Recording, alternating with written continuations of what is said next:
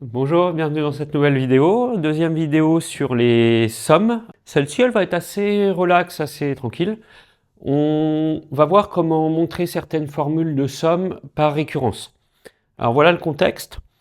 On est devant un énoncé qui nous donne à calculer une somme, mais en nous précisant de l'autre côté de l'égalité quel est le résultat qu'on est censé trouver pour la somme. Les trois exemples qu'on va décliner aujourd'hui, alors c'est celui-là, pour tout n appartenant à une étoile, somme de k égale 1 à n de k égale nn plus 1 sur 2. Ça, c'est carrément une formule de cours, donc on va en fait faire une démo de cours pour celle-là. Et il y aura ensuite celle-ci, pour tout n appartenant à une étoile, somme de k égale 1 à n des k fois k factoriel égale n plus 1 factoriel moins 1. Donc ça, c'est pas une formule de cours, on va la prouver. Et puis celle-là, pour tout n appartenant à grand N, somme de k égale 0 à n de k parmi p plus k égale n parmi p plus n plus 1. Donc, il y aura en fait deux grosses idées. La première, c'est que dès lors que l'énoncé donne la formule de la somme, penser à une récurrence et tenter une récurrence, c'est toujours pertinent. Je dis tenter parce que peut-être que d'autres choses marcheront, mais en tout cas, s'engager dans une récurrence en se disant, allez, puisque la formule dépend de n, je peux peut-être y arriver par récurrence, c'est généralement une bonne option. Et la deuxième idée, il va falloir le faire vraiment pour voir ce qu'elle veut dire vraiment, mais c'est qu'il y aura un passage clé dans l'hérédité qui consistera, comme on le verra, à extraire de la somme le terme d'indice n plus 1 et à utiliser pour la somme qui restera là l'hypothèse de récurrence. Ça, je le refais bien dès qu'on est dans un exemple. Cette vidéo elle est pertinente aussi parce qu'elle donne un excellent prétexte à retravailler plein de choses, les sommes bien sûr, les récurrences bien sûr, mais aussi les factoriels, les coefficients binomiaux, donc on va en profiter. C'est comme cette vidéo, c'est un petit peu comme si c'était un résumé de toutes les précédentes. Si l'énoncé ne donne pas la valeur de la somme, par exemple un énoncé qui commencerait par calculer cette somme-là,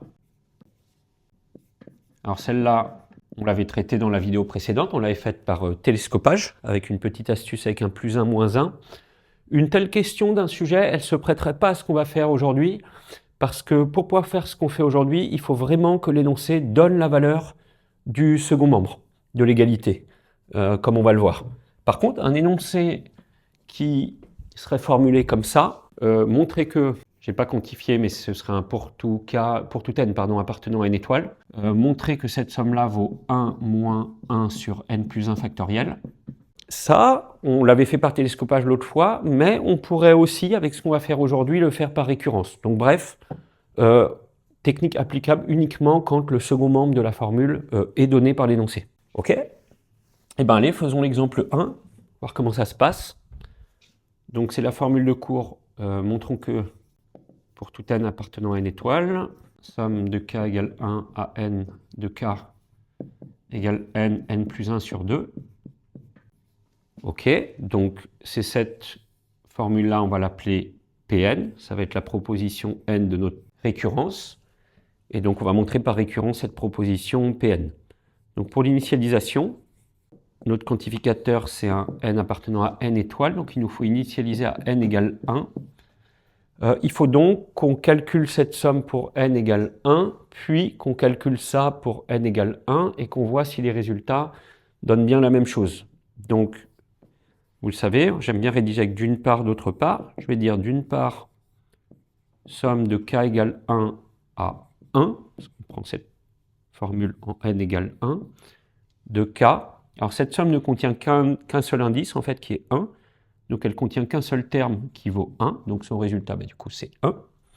Et d'autre part, si on évalue le deuxième côté de la formule avec n égale 1, on a 1 fois 2 sur 2. Ça fait 1, donc tout va bien. Cette formule-là est vraie déjà quand n vaut 1. Donc l'initialisation est prouvée. Et je vais annoncer que P1 est vrai. Quand on établit des formules de somme par récurrence, en faisant attention, il n'y a pas de piège en général dans l'initialisation. Il suffit entre guillemets de bien calculer. Et ça devrait, les choses devraient tomber juste aussi bien que nous on l'a fait là.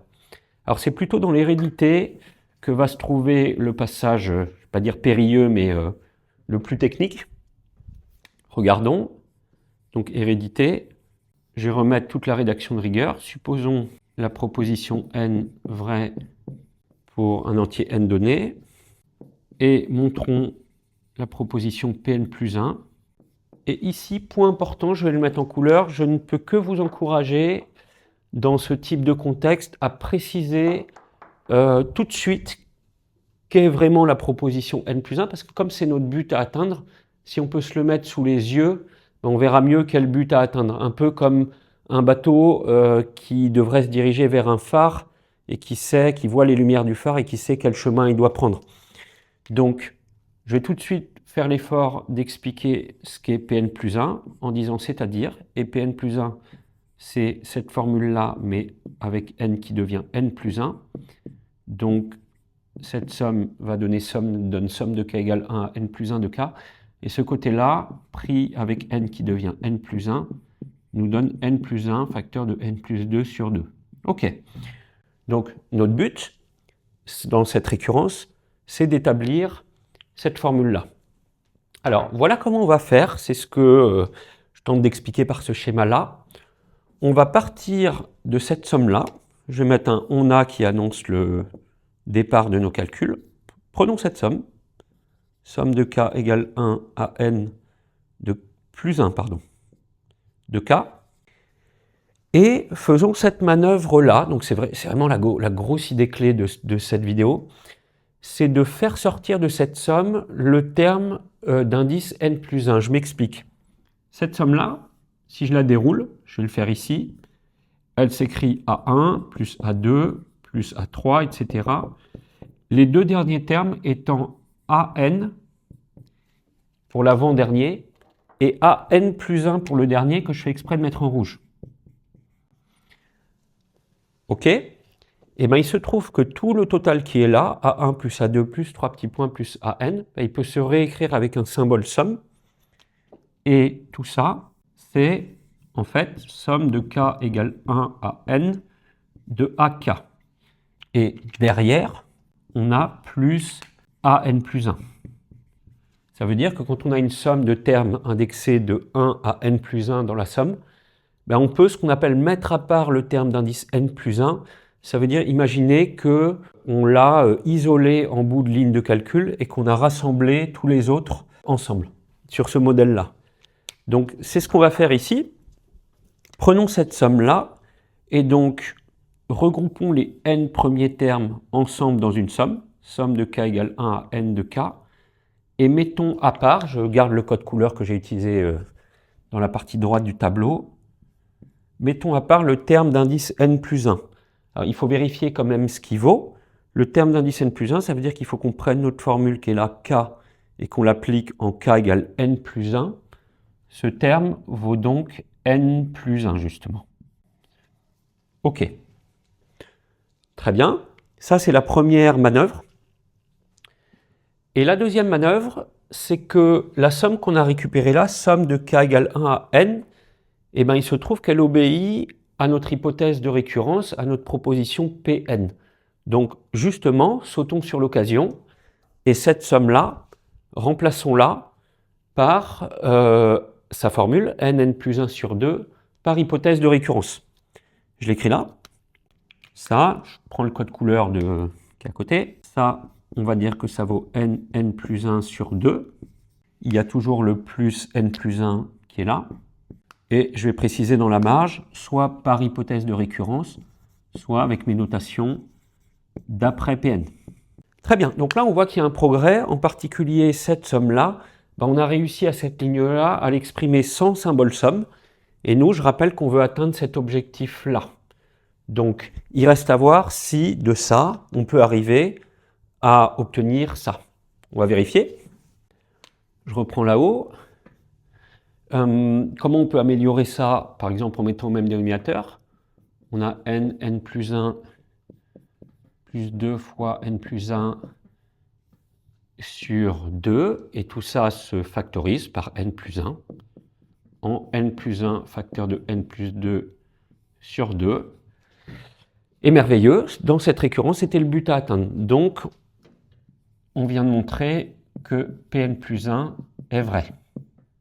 Donc Pn entraîne Pn plus 1, Et donc, ça prouve notre récurrence. Eh bien, très bien, on peut conclure. Bilan.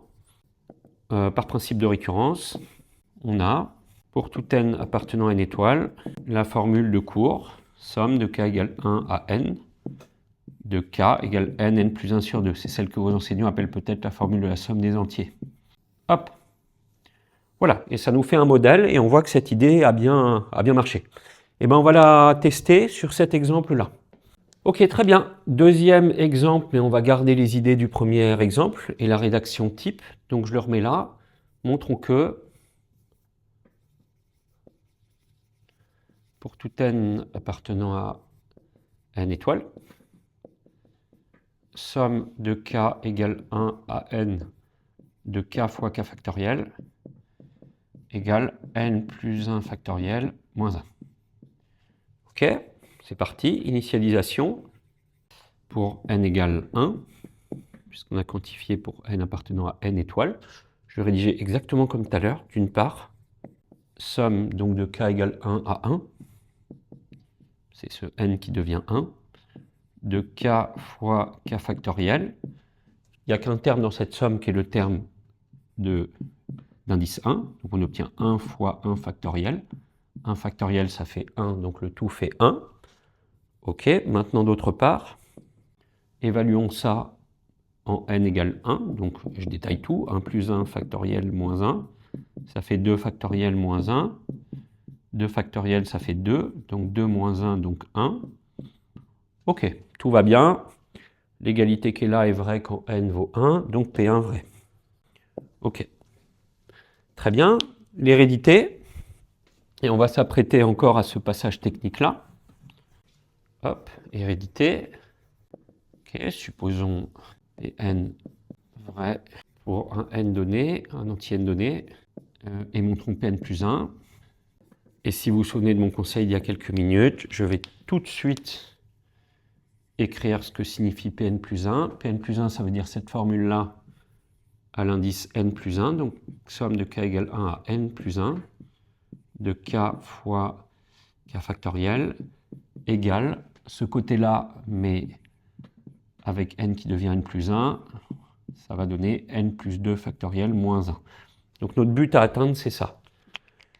Ok, je rédige exactement sur le même modèle que dans le premier exemple. Je prends cette somme-là,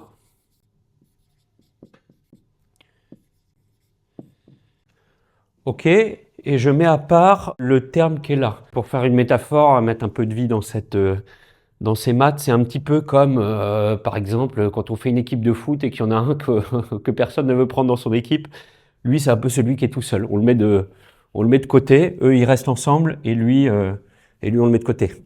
C'est un peu la victime de ce calcul. Donc, on le fait.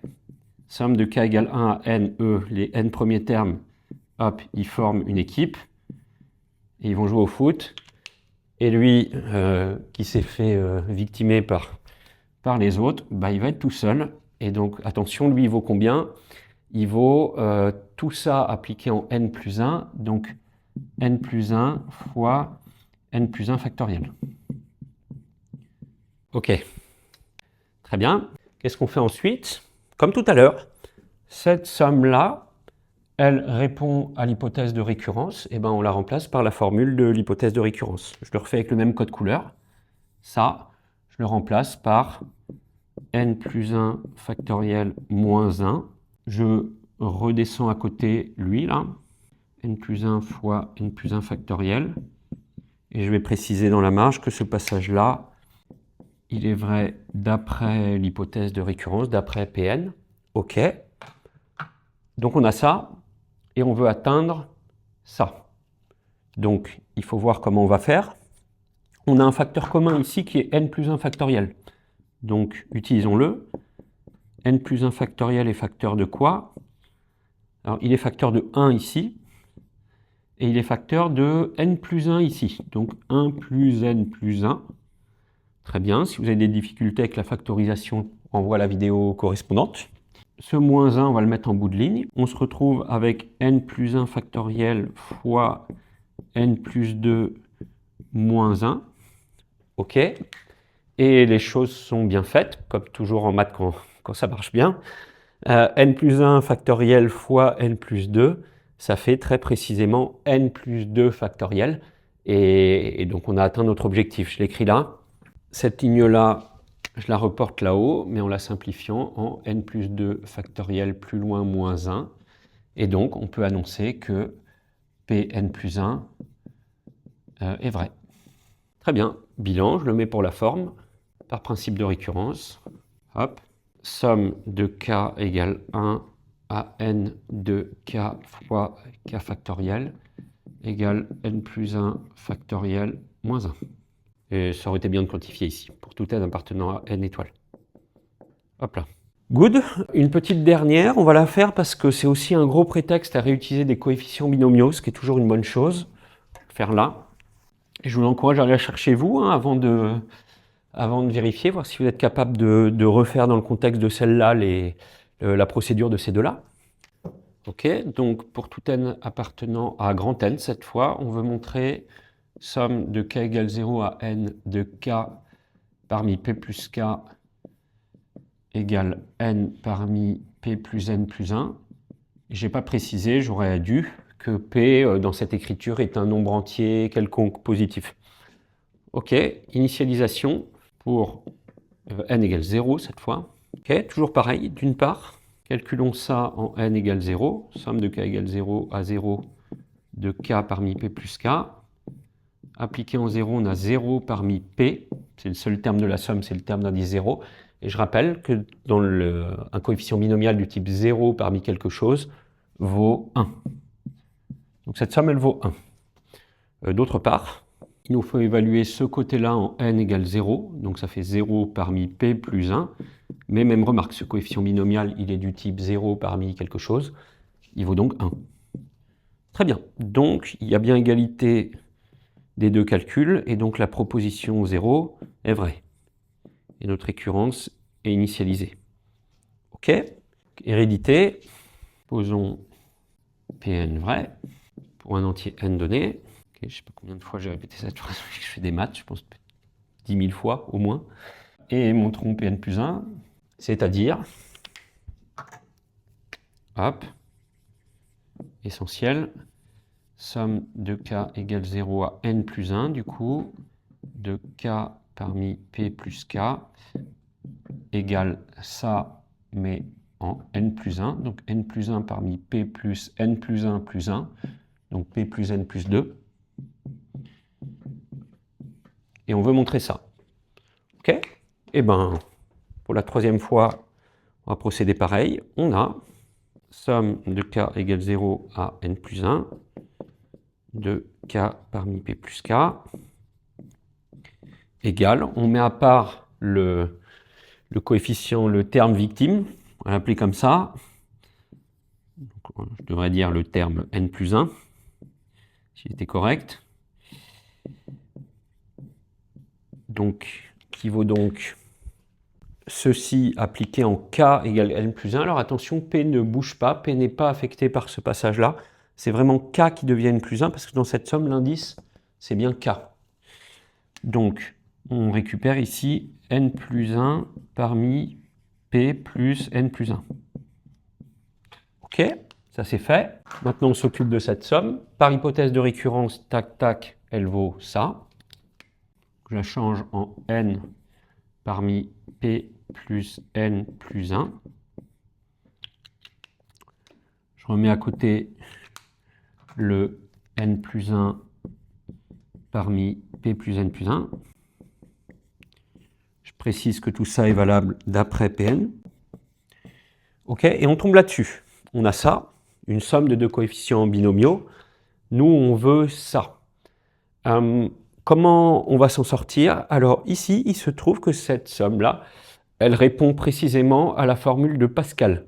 Je vous encourage à les revérifier. Je l'avais fait figurer dans le résumé sur les coefficients binomiaux dans la vidéo correspondante. Et donc par formule de Pascal, n parmi p plus n plus 1 plus n plus 1 parmi p plus n plus 1, on va le mettre ici. Ça fait, je vous remonte mon moyen mémotechnique pour la formule de Pascal. La formule de Pascal, je vais quand même la remettre dans un coin, que ce serait bien de la remontrer. Elle dit ça. Si on a P parmi n plus P plus 1 parmi n, c'est comme si on avait P plus 1 parmi n plus 1. Mon petit moyen mémotechnique pour la retenir, je me dis si j'ajoute 1 là, c'est un peu comme si j'ajoutais 1 là. S'il y a un plus 1 là, il y aura aussi un plus 1 là, on peut le voir comme ça. Là, on est bien dans un contexte comme ça, on a une unité d'écart ici. Donc ces deux coefficients binomiaux se font dans un seul, qui, par formule de Pascal, va être n plus 2 parmi p plus n plus 2. Et c'est ce qu'on voulait dans l'hérédité. Donc, Pn plus 1 est vrai. Ok. Allez, je conclue quand même. Bilan par principe de récurrence. On a, pour tout k appartenant à grand N, somme de k égale 0 à n, de k parmi p plus k, égale n parmi p plus n plus 1. Très bien. Un petit récap pour finir tout ça. Donc, deux choses essentielles. Premièrement, technique qui s'applique bien quand l'énoncé donne la formule à trouver. Si elle n'est pas présente, on le voit bien en faisant l'épreuve, on peut s'appuyer sur rien de ce côté-là. Donc, il la faut vraiment. Deuxième chose, c'est donc ce passage technique dans l'hérédité qui consiste à partir de la somme d'une somme qui va jusqu'à n plus 1 et donc de mettre à part le terme n plus 1, première chose, de récupérer à côté une somme qui va jusqu'à n et cette somme qui va jusqu'à n de la traiter d'après l'hypothèse de récurrence Pn. Voilà. Et si on combine ces deux choses-là et qu'ensuite on calcule tranquillement le reste avec les outils de calcul qui sont ceux de notre contexte, et ben en général, on peut arriver à conclure la récurrence. Voilà, j'espère que cette vidéo vous sera utile. Comme toujours, si vous la commentez, je réponds avec grand plaisir. On continuera la semaine prochaine en débattant et en revoyant les sommes usuelles. Merci beaucoup et à la semaine pro.